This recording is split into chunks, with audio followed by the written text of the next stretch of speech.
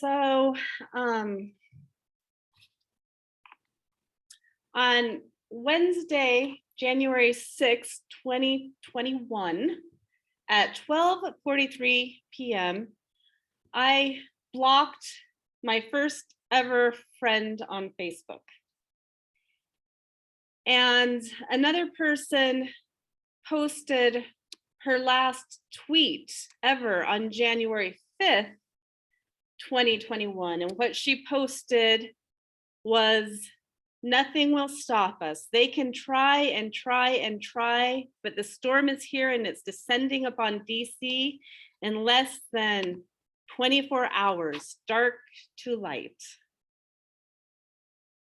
Ashley Babbitt was shot and killed less than 24 hours later as she attempted to break through a Capitol window as part of a mob overtaking the US Capitol building. And shortly after that, I turned off the nightly news and quit watching hours and hours of CNN like I had been doing for the last 5 years. And this Thursday, I turned my TV back on to watch the congressional hearings in relation to what happened in our Capitol on January 6th. And so for a long time, I've been trying to make sense with all of you about what is going on in our country and in our world. And you've heard me stand up here and struggle with what it means and how to make sense of it and how to find hope and joy and peace in the midst of the last few years in a world that feels sort of nonsensical. And, you know, we've been struggling together and thinking together, how did we get to the place in our country where so many people could be so deceived that they would literally attempt to bring our democracy down? And it hasn't made sense to me. But a few weeks ago, I came across something in a book we were reading for my chaplaincy class, and it kind of just clicked for me. And I finally understood at least a little bit. I don't think any of us totally ever understand everything in the entire context, but we were reading for our chaplaincy class a book by Brene Brown, and it's called Atlas of the Heart. And in her book, she really maps out about 100 different types of emotions and really has done research and has spelled them out. And we live in a culture, a society that knows how to name about 4 or 5 emotions. We know how to name if we're happy or sad or angry or scared or guilty. Maybe there's like 5, but in this book, and it's kind of like a textbook, there's over 100 that she talks about, has researched, and then defines for us. But my little aha moment came in the form of a story that she tells in this book, chapter 5, her chapter about cognitive dissonance. And in this book, she tells the story about a researcher named Leon Festinger and his 2 associates who, in 1954, infiltrated a doomsday cult to find out what would happen when the leader's prophecy failed to be fulfilled. And according to this cult, the world was supposed to end on December 21st, 1954. But this group of people would be picked up by a flying saucer and transported to safety at midnight on December 20th. And so, in preparation for this, many followers quit their jobs, gave away their houses, dispersed their savings in anticipation of the end, and others waited in fear or resignation in their homes. And Festinger predicted that the believers who had not made a strong commitment to the prophecy would quietly lose their faith in the leader when the world didn't end. And those who had given away their possessions and waited with other believers for the spaceship would actually double down on their belief in her mystical abilities. And so he predicted that even if the prophecy did not materialize, the followers who lost the most would demonstrate their increased commitment by doing whatever they could to get others to join them. So back in 1954, this was a completely different way to view the world, and his prediction was unheard of. But as he predicted, the prophecy did not materialize. The spaceship did not arrive on December 20th, and the world did not end on December 21st. But at 4:45 a.m. on December 21st, when it was apparent that they were not going to be rescued, and in fact, maybe they didn't need to be rescued by anything, their leader shared a new vision of the world, that because of their strong faith, they had been spared. And as hypothesized by Festinger, the most invested members responded by calling the media with the great news, and they became even more invested evangelists for the group. And when I read that story, all of a sudden, for me, it made a little bit of sense with what has been going on these last 5 or 6 years, that it seemed like if you turn on certain news media, CNN or MSNBC, it was like daily, oh, we found this evidence, and now people are going to understand that what we're being told or what Fox News is saying is not real. And it just never materialized. And it seemed to me like the more outrageous the behavior, or the more outrageous the prediction, the more people doubled down. And I didn't understand it until I read this story. And apparently, this is what we as human beings do.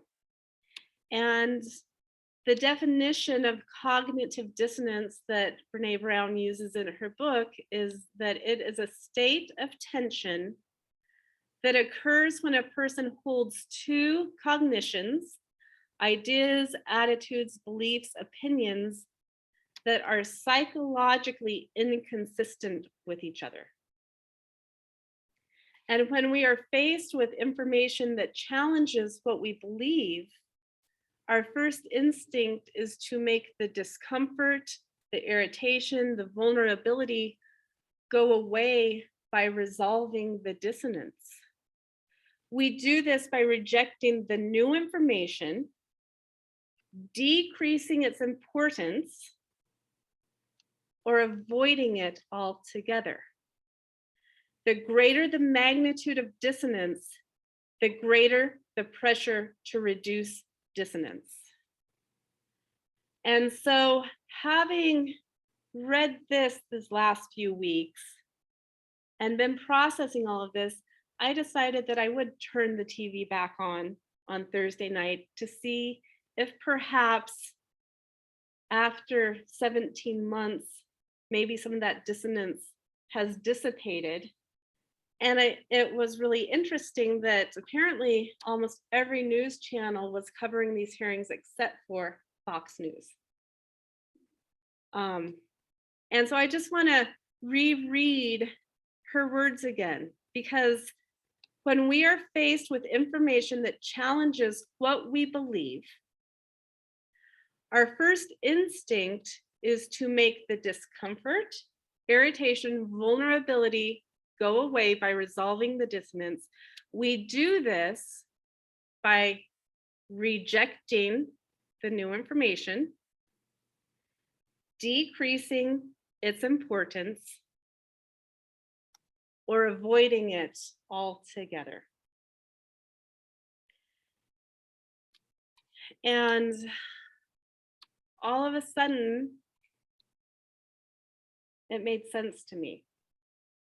I don't necessarily know how we solve it or we fix it, but at least now I understand it. Adam Grant wrote, "Intelligence is traditionally viewed as the ability to think and learn. Yet, in a turbulent world, there's another set of cognitive skills that might matter more. The ability to rethink and unlearn." I'm going to say that again. In a turbulent world, there's another set of cognitive skills that might matter more. The ability to rethink and unlearn. And I want to talk about this today, not so that we can look out and say, oh, well, those people over there, those people who voted this way, or those people who watch Fox News, or those people, we can see that those people have cognitive dissonance. But that's not helpful. Well, it's kind of helpful because it helps me understand some of my neighbors and some of my family and some of my friends. But it's only partly helpful if then we don't take this information and apply it in our own lives. Because all of us here today, whether sitting here in this sanctuary or on Zoom, we're all human beings too. And we all think and we all learn and we all watch TV, we all have some form of social media.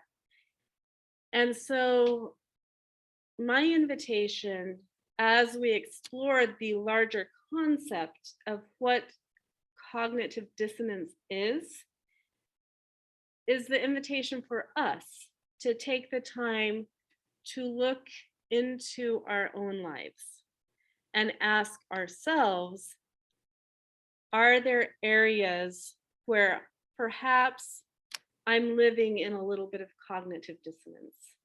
Are there areas in my life that I'm getting sucked into social media or sucked into the news cycle? And am I subtly being manipulated or being told what to think, being told what to believe, being told how to feel by people that I intellectually agree with, so that I kind of let them in? But then am I getting sucked into letting them then tell me how to respond, how to react, and how to feel? Because the way that we human beings can manipulate each other, we don't manipulate each other intellectually, we manipulate each other emotionally. But what we do is we can use the intellect to get to the emotions. And then once we've hooked into somebody's emotions, then we're good. And so I talked about last week how I really feel like we're at the place in this country, the place in this world, the place in this congregation, the place in this valley this year where I would like us to start to think about what it means to heal, what it means to come back together, what it means to create some wholeness. And part of healing, part of wholeness, part of coming back together is actually learning how to disengage from sort of that collective unconscious, that kind of mass hypnotic thinking, and getting back into our own grounded, centered truth. And so I don't necessarily have all the answers, but I wanted to share with you that this is what I'm thinking, how I'm thinking. And as I get these new insights, I like to I like to share them with you and then invite you all to help me think it through. So today I don't have this sermon totally done and totally thought through, and I can't close it in a beautiful bow because we haven't come full circle yet. We haven't come full circle as a nation. The hearings are not over. Elections come and they go, and then more elections come, and we don't have it all figured out. But it has been helpful for me to realize, okay, maybe we can have a little bit of compassion if we can view this from a different perspective and realize that there are some competing thoughts going on in all of us. They don't feel comfortable. And so when we don't feel comfortable, we do what we can do to undo that discomfort. And sometimes we come up with really strange ways to think and believe. And so this time last year, well, I guess it wasn't this time last year, it was the week of January 6th, between January 6th and January 10th of 2021, between the riots and my sermon on January 10th.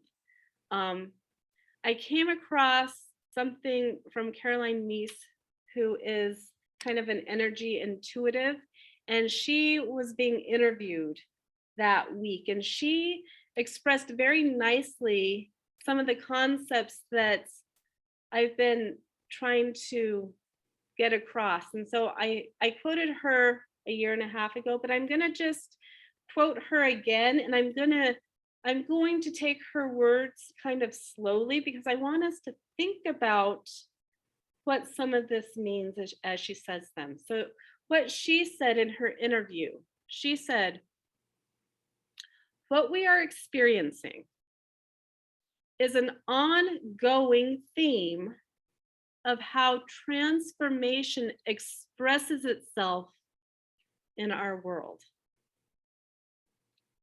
How transformation expresses itself in our world. As it happens in the outside world, it impacts our inside world. Because we're part of these events, we're the engine of these events, and they wouldn't be happening around us if something wasn't happening within us. And I think that is a way to view history in the making. So I'm going to say that again. They wouldn't be happening around us if there wasn't something happening within us. She goes on to say, every now and again, there's a year in history that includes certain events that change the course of history that redirect humanity itself. They redirect humanity for the rest of the lifetime of humanity. And 2020 wasn't an ordinary year. It was a year that changed the world. And I would now include 2021 and 2022. We are in a few years of this history. And then she says, consciousness is about the task of refining your capacity to discern truth. I'm going to break that up. Consciousness is about the task of refining your capacity to discern truth. In this world of media and technology and social media and manipulation and artificial intelligence, how do we as human beings discern truth? She says, it's your capacity to discern what Buddha would call the illusions of your life and to break through those illusions so that you can make conscious choices, so that you can discern what is truth from what is not truth within yourself, so that you can recognize from the tiniest thing, I am being seduced by a thought form that has no truth to it. And she goes on, but I just thought that was so profound, that what she's trying to say, I believe, is that we as human beings, as a collective humanity, I think we're changing. I think we're growing. I'm hopeful. I'm optimistic. And we're moving through this new sort of stage of being human that we have to take the time to begin to see through the illusions, the manipulation of the world around us, because with this new technology that's not going away, we can easily be manipulated. I think many of us got sucked into it because what, 20 years ago?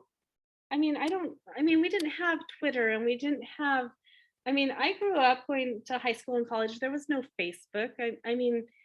There was no, so it's, as a humanity, we're moving into this new reality that we haven't known what to do. It's wonderful and it's a tool and it can be used for all types of purposes. And now we get to find ourselves, find our own truth, find our own center and grounding and say, nope, I'm not going there with you in this capacity. I will pay attention to this, but you don't get to tell me how to think about it. You don't get to tell me how to process it, and you don't get to tell me how to feel about it. And when we can start doing that, then we can get ourselves out of this mass hypnotic thinking, and then we can be grounding posts for those around us. And then hopefully one by one, more of our families and our friends and our neighbors from any side of the spectrum will start to do the same thing.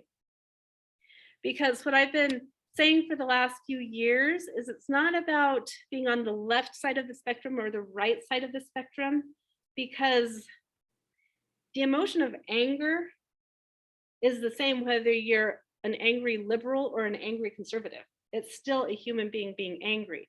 What we need to do is we need to kind of elevate ourselves up so that we are human beings expressing love and compassion and joy and friendship and laughter.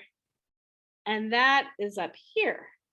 And then you have a joyful liberal and you have a joyful conservative, and they can come together in the meeting of that joy, and they can laugh and they can love and they can be friends, because it's not about the left or the right, if that makes sense. And so what my invitation for us today is to do a little bit of our own self-assessment. Where is our own cognitive dissonance? Are we being subtly manipulated, even by people we agree with, either intellectually, emotionally, or spiritually? If we are, can we break free? Can we become our own grounding rod of inner knowing, get grounded, centered, and then can we come and interact in the world from this elevated place of compassion, joy, love, friendship, these higher emotions, instead of down here? So that is a little bit of what I'm thinking about this summer.